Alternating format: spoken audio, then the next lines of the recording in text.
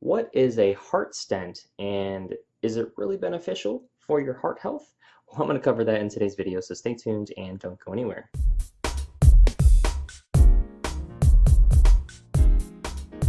Hey, this is Lance McGowan, the Tropical Smoothie Guy, and today we're going to talk about a stent for your heart and how that can help you and what you can think about in the future, maybe to not have to have one in the future. I'm going to cover that next section. Hey, this is Lance McGowan, the Tropical Smoothie Guy, and today we're going to talk about a stent. And a coronary stent is a tiny wire mesh tube used to prop open an artery during angioplasty, and the stent stays in the artery permanently. And the stent will also improve blood flow to the heart muscle and will relieve chest pain, also known as angina. And so you can see how the stent here is kind of, it almost reminds me of like a Chinese finger trap, right? That kind of opens up almost like an accordion, but there's a balloon that helps install it. But the balloon is put it there, so we're going to hit next to see how it works. All right, so the catheter insertion is the first part of this process. So it's kind of by the pelvis area and it rises up. You can see it kind of going into the heart, and boom. And then the next kind of picture or video here that we're looking at is the angiogram. So it's basically that helps to identify the artery blockage. So there's this dye that's being put into the heart that can see any narrowing or blockages, and you can see a little arrow pointing there. So that's where the opportunity is due to the plaque buildup.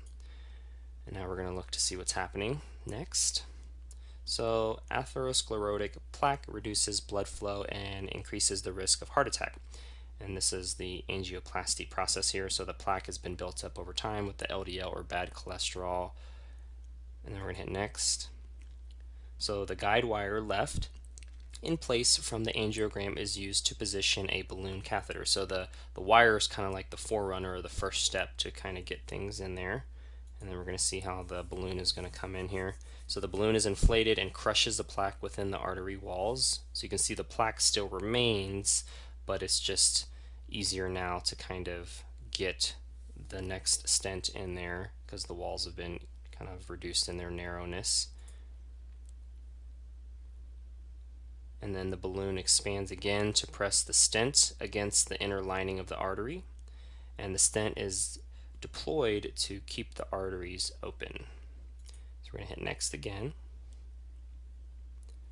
So DES, drug eluting stents, have a polymer coating which slowly releases drugs to keep the artery from narrowing again, a process called restenosis. And you can see the stent here and how the metal is basically releasing these types of drugs. The biggest thing that I always think about though is number one, how did the plaque get there, and what's going to stop the plaque from getting there again? And so the stent is, kind of a band-aid solution, and although technology is amazing and it's great in that regard, I always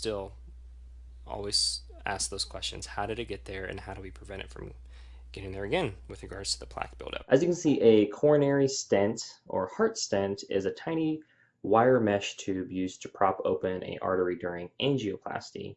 And basically, that little wire goes through the artery and then it puts a balloon to crush the plaque against the wall, and then that stent is opened up and placed in there, and that stent can have medication too.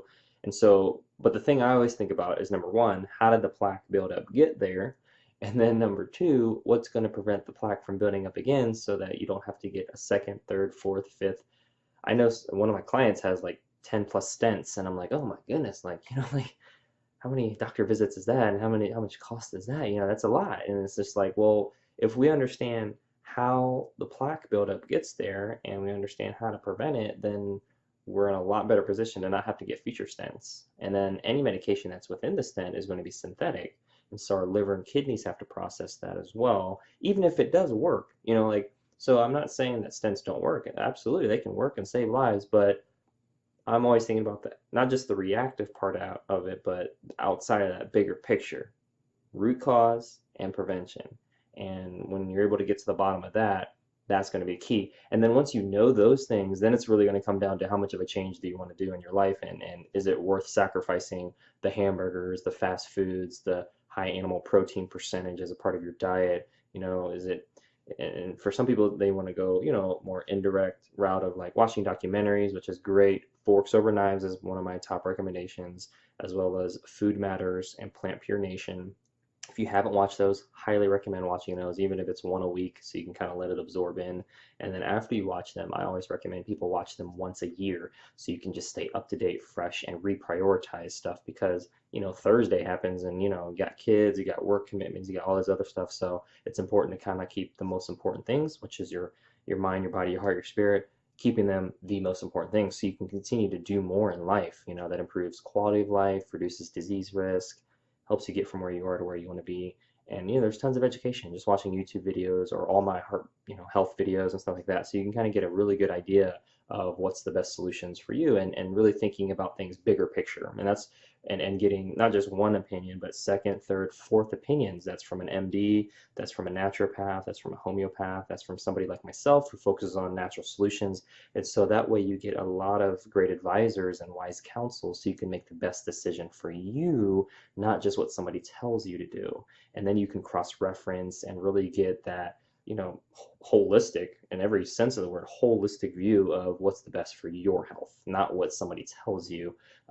And you can, again, cross-reference that. That's what's going to be really the key. It's like, what did that MD say? What did that naturopath say? What did that homeopath say?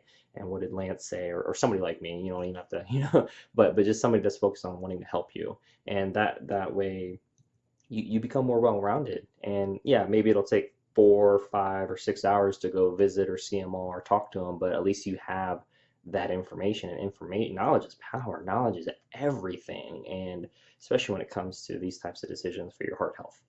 But yeah, that concludes today's video. Thank you so much for watching. Make sure to click the subscribe button so you can watch more videos like this one, or click one of the links in the description box below so you can continue to get your learn on.